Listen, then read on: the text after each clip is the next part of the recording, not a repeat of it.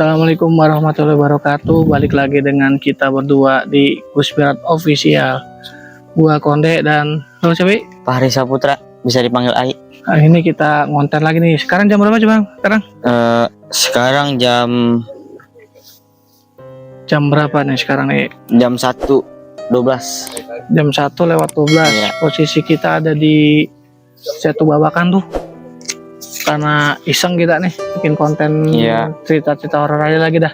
Lanjutin yang kemarin tuh, kan ada di video sebelumnya tentang cerita Anandan. Kira-kira lu ada cerita gak? Ada cerita cerita gak? Mas, cerita semua nggak ada lagi sih, man, udah habis semua udah. Nah, cerita semua dah. Belum itu lagi, belum dialamin lagi dah. Nggak ada lagi dah. Gua mau coba nyeritain nih tentang pengalaman teman bapak gua nih. Ya, gua denger langsung dari orangnya. Dulu dia kan jualan di depan rumah gua ya, dia nyewa gitu tuh itu. Yang mantap. Namanya sebut aja siapa ya, Pak Budi. Dia dulu jualan Nasi kelapa. goreng. Jualan kelapa dulu lah di depan kelapa. rumah gua. Hmm. Jadi dia ceritanya dendam sama adik iparnya karena adik kandungnya itu di KDRT terus sama nggak nggak dinafkain. Udah gitu galak KDRT. Nah, jadi dia ceritanya pengen numbalin itu adik iparnya dia. Buat? Itu ditumbalin, ntar ditukar sama duit 3M katanya mah. Itu iya. dia ngelakuin di daerah Jawa Barat, gue lupa di daerah mananya tuh ya. Jadi awalnya gini, si adeknya ini sering sering ngeluh sama si Pak Budi ini nih. Banyak utang tuh lakinya tuh. Terus adeknya si Pak Budi ini cewek ya. Iya, Cewek. Nah, iparnya ini tuh laki. Iya. Jadinya dia si adeknya itu cerita nih minjem duit dulu nih sama si Pak Budi nih. Kan ditanya, emang apa lu kok, emang laki lu nggak kerja? Iya. Kata dia, ya gitu dah, katanya. Kerjaannya cuma marah-marah, pulang marah-marah, bawa duit kagak, kata gitu. Malah nyuruh istrinya itu suruh minjem duit, katanya gitu. Ya, mungkin sebulan 2 bulan tuh nggak masalah. Nah, suatu ketika si adeknya itu di pipinya apa di matanya gitu ada lebam biru gitu. Kayak habis dibengep-bengep. Ya, akhirnya ditanya tuh sama si Pak Budinya, lu kenapa itu? Kata dia, enggak. Paksa tuh desek, udah ngaku aja lu kenapa? Jatuh nggak mungkin, masa jatuh lempengan di bawah mata. Iya. Gitu ya. Sama dia dipaksa akhirnya ngaku. Si adanya Pak Budi di KDRT sama si suaminya. Kesel dong. Iya. Kira dendam si Pak Budi ini nih, ya kan, adanya diperlakuin kayak gitu, udah nggak dinafkahin, terus juga nggak dinafkahin, terus juga dia diperlakuan dipukulin dari KDRT tuh. Dendam. Nah, ceritanya tuh pengen santai tadi bu. Pertama pengen ini nggak boleh nih ngomong, ntar di sensor dah. Iya.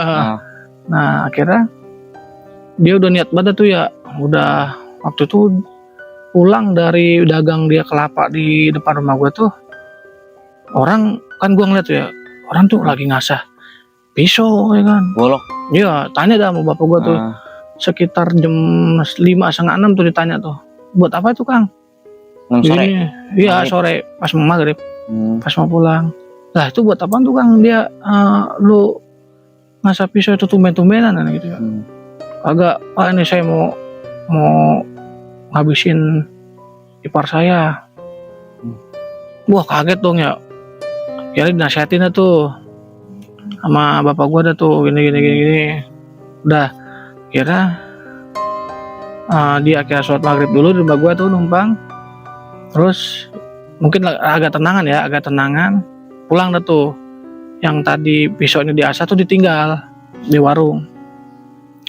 Nah, terus dia tutup deh tuh 3 hari. Mm-mm. Ya 3 hari kan. 3 hari kan khawatir ya, namanya takut ada apa-apa ya. Iya. Ditelepon dah sama bapak gua ya. Kang, kenapa gak buka nih 3 hari nih 3 hari? Dijawab tuh sama si Kang Budinya tuh. Kata dia, iya nih lagi ada urusan, kata dia. Lagi di daerah Jawa, katanya gitu. Jawa apa? Jawa Barat, katanya gitu. Paling saya seminggu tutup, katanya gitu. Kita tuh habis nelpon itu tuh nelpon sekitar jam berapa, siang tuh. Siang. 3 hari dia tutup, siangnya ditelepon kan. Kadang nggak ada kabar sama sekali. Iya. Biasanya mah jam 7 jam 8 udah datang. Iya. Akhirnya setelah seminggu pulang deh tuh dia. Pulang. Orangnya si Pak Budi putih nih ya. Iya. Kedekil ya pulang-pulang, bukan pulang ya, datang dah tuh jualan. Iya. Mulai jualan lagi. Dekil kan tuh ya. Putih hitam apa gimana? Dia orangnya putih. Oh. Ya mirip Cina. Hmm. Padahal orang Jawa Barat. Iya. Kira. Nah di situ tuh pas dia datang diceritain dah tuh semuanya tuh sama dia dah tuh perjalanannya dia katanya. Jadi ternyata dia dapat solusi sama temennya, daripada lu ngabisin ipar lu secara langsung, ntar lu di penjara kata gitu. Udah lu tumbalin aja, nanti lu tuker sama duit 3M. Kalau nggak salah itu sebutannya JM. JM apa? Jual manusia. Oh. Nah, dia tuh ngelakuin di daerah Jawa Barat. Gua nggak bisa Jual sebutin. manusia orangnya di box sana apa gimana? Enggak, jadi dia media foto, Oh, iya. nama. Jadi targetnya ini nih, ada iparnya itu dia udah tahu nama aslinya Hah? sama fotonya. Oh. Kira dia kan ngelakuin ritual. Akhirnya ritual ya daerah. Jadi kata dia tuh perkampungan, terus dia turun kayak ke tebing. Turun ke tebing. Nah, dia ngejalanin itu katanya tuh sampai 3 malam 4 hari 3 malam. Gagal ya. Gagal. Jadi nyoba lagi dia? Enggak, gagal ya. Akhirnya dia nggak dilanjutin. Jadi pas dia sama kuncenya tuh disuruh semedi dah tuh di daerah kayak gubuk gitu. Semedi tuh yang betapa gitu. Betapa dia. Semedi dia di dalam gubuk itu sendirian tuh dia tuh. Di persiapan ya bekal seadanya, dia jadi nggak mandi, pokoknya nggak ngapain pokoknya. Makan deh ya, cuma cemil-cemilan doang kata dia mah ya, sama sesajen. Nah yang gua ingat tuh dia cerita sesajennya salah satunya tuh ada ayam cemani. Cemani itu ayam yang hitam semua sampai darah-darahnya semuanya. Daging itu enggak? Hitam katanya, katanya ya, itu menurut ceritanya. Nah pas di hari malam ketiga itu dia langsung didatengin makhluk katanya. Apa tuh? Jadi didatengin makhluk. Pas lagi betapa. Ya lagi betapa tuh pas malam ketiga, malam terakhir tuh yang dia gagal itu. Dia didatengin makhluk katanya sama ratu, tapi yang pakai kereta kencana. Roro Kidul. Nggak tahu dah pokoknya dia pakai, gua nggak mau nyebut Roro Kidul ya.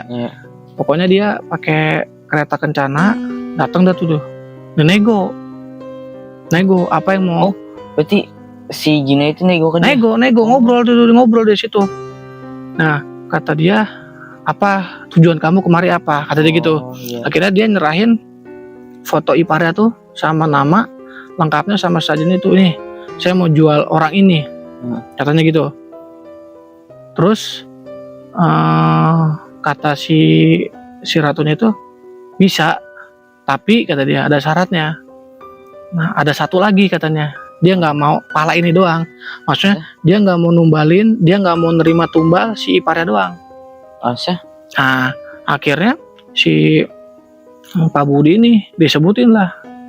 Nah si ratu ini pengen juga nyawa dari anak paling kecilnya. Jadi numbalin berarti dia harus sama anaknya juga. Iya. Anaknya si Pak Budi ini. Lah kaget dong Pak Budi, orang niatnya cuma mau numbalin musuhnya kan, musuhnya si iparnya itu kan. Ternyata si ratu itu pengen juga anaknya dia yang paling kecil, yang paling dia sayang kan, cewek perempuan. Akhirnya di situ dia gagal, di situ dia istighfar. Astagfirullahaladzim. Nah kan di syaratnya kan di situ kan selama dalam semedi dan selama bertemu itu nggak boleh yang namanya nyebutin asma Allah, nggak boleh, nggak boleh.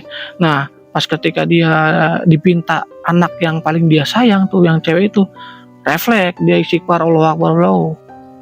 Tiba-tiba tuh si ratu itu hilang. Nah itu, jadi dia ngerasa itu di luar hujan gede petir. Wah itu dia di gubuk itu dia gonjang dia. Dia sempet panik tuh kata dia, wah mati nih gua katanya, gitu. Saking ketakutannya, berantakan tuh si sajinya itu. Akhirnya dia ngerasa juga di dalam gubuk itu dia ngerasa goyang, petir, hujan gede, pingsan dia. Pingsan. Maksudnya berapa lama dia pingsan? Nah, terus ternyata pas dia bangun tiba-tiba udah ada kuncinya. Ternyata kuncinya tuh udah jemput dia. Habis dia dimarah-marahin sama kuncinya karena dia ngelanggar, nggak boleh ngelanggar dia menyebut asma Allah katanya. Nah si Pak Budi ini juga kesel sama kuncinya. Kenapa saya mau numbalin musuh saya? Kenapa dia juga minta anak yang saya sayang katanya gitu. Nah si kuncinya ibarat kata lepas tangan lah. Karena dia berdebat ya pulang tuh akhirnya tuh dia pulang dengan hasil tangan kosong. Jadi iparnya juga nggak ngapa-ngapa. Terus perjanjian dia sama si ratu itu tuh batal. Nah dia rugi sajen. Sajennya aja dia katanya itu habis 2 juta. Sajennya apa nanti? Ya itu yang mahal yang ayam cemani itu. Bisa berapa juta emang? Wah gua kurang tahu, ayam cemani paling murah tuh ya paling 1 juta. Paling? Iya, belum yang lain-lain tuh kan. Nah, kira dia pulang dah tuh ya. Nah baru dia jualan lagi tuh. Dia kan sampai 4 hari tuh ya di situ tuh ya total tuh ya. Nah dia istirahat dulu kali ya di rumahnya selama 3 hari tuh mungkin termenung apa gimana tuh. Baru pas hari ke-7-nya tuh dia mulai jualan di tempat gua lagi. Dia cerita dah tuh, gua denger langsung. Nah, makanya gua punya cerita ini nih. Gila gua kata ada dia di itu tahun berapa tuh? Kalau nggak salah itu sekitar dia kejadiannya itu sekitar tahun 2012. Kuncen tuh, kalau kuncen tuh kayak itu kan ya apa? Dukun.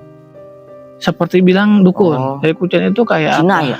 Orang Cina. Oh kagak. Kuncen itu kayak yang tahu wilayah itu, yang tahu iya, yang kunci. Ya juru kunci, kuncen itu juru kunci itu. Jadi cerita semua dah tuh, habis-habisan dah tuh. Jadi dia ritual gagal. Jadi dia nggak dapat apa dong? Nggak dapat apa-apa, malah nyisain utang. Ya 2 juta buat sajennya doang, belum buat biaya makan sama transportnya kan. Itu. Aduh, wah seru juga cerita tuh. Nah dalam hati gua pikir, buset, di tahun segitu aja masih ada yang bisa numbalin orang di. Tapi sekarang masih ada nih, zaman sekarang. Masih kayaknya deh. Malah orang sekarang malah lebih kecondong ke inian, ke pesugihan. Pesugihan apa nih? Pesugihan itu kayak babi ngepet, tuyul gitu, pesugihan monyet. Karena kita sekarang kan pekerjaan susah ya. Iya. Tapi orang makin dapetin ini iya, gitu. Sementara kebutuhan kan makin banyak tuh kebutuhan. Sementara pemasukan gak ada, itu banyak orang yang nekat jadinya. Maling gitu ya. Terus setelah itu kalau nggak lama tuh ya, kalau nggak salah setelah 2 bulan dari dia ngelakuin ritual itu, nah itu bangkrut dah tuh dia, udah nggak jualan lagi tempat gua. Udah nggak jualan lagi tempat gua. Nah akhirnya lost kontak sampai sekarang tuh dia, gua nggak tahu dia masih hidup. Iya, dan si bangsatnya itu dia juga ninggalin utang sama keluarga gua. Berapa? Ada kali 3 juta apa 5 juta. Jadi dia minjem di bank. Jadi dia itu warung itu dia ngajuin bank juga, tapi atas nama emak gua. Ya akhirnya sisa setahun apa ya, itu akhirnya bapak gua aja yang bayar sendirian. Harusnya dibagi 2 bayar gitu. Berarti dia masih punya utang lagi. Harusnya masih punya utang. Jadi minjem 10 juta tahun 2012 atau 2013 ya. Terus surah 5 juta itu bagi 2. Masih ada sisa setahun, dia udah cabut. Berarti sekarang udah nggak di. Wah nggak ada, gue nggak tahu dia mati apa enggak, gue juga nggak tahu. Yang namanya dia udah mau bersekutu kan sama jin, gue rasa hidupnya makin susah itu. Iya sih pasti. Itu gara-gara dendam berantakan. Ya? Iya, udah gitu usahanya lagi lancar waktu itu gagal. Susah dah, malah hancur kemana-mana. Itu. Banyak masih cerita-cerita gue tentang dunia pergaiban ya. Kebetulan dari gue pernah ngikut temen gue tuh narik benda gaib, pernah gue pernah nyaksiin tuh jenglot keluar dari perut orang loh. Gue ngeliat langsung dengan mata kepala gue sendiri tuh, gila itu. Nanti di video-video selanjutnya deh gue coba cerita dah, soalnya gue belum biasa cerita soalnya di depan kamera, Masih first time, masih baru. Kali lu ada cerita lagi kak? Nggak ada cerita lagi sih. Nggak ada ya? Kalau buat horor nggak ada cerita-ceritanya. Nggak punya pengalaman horor alhamdulillah. Iya deh ya.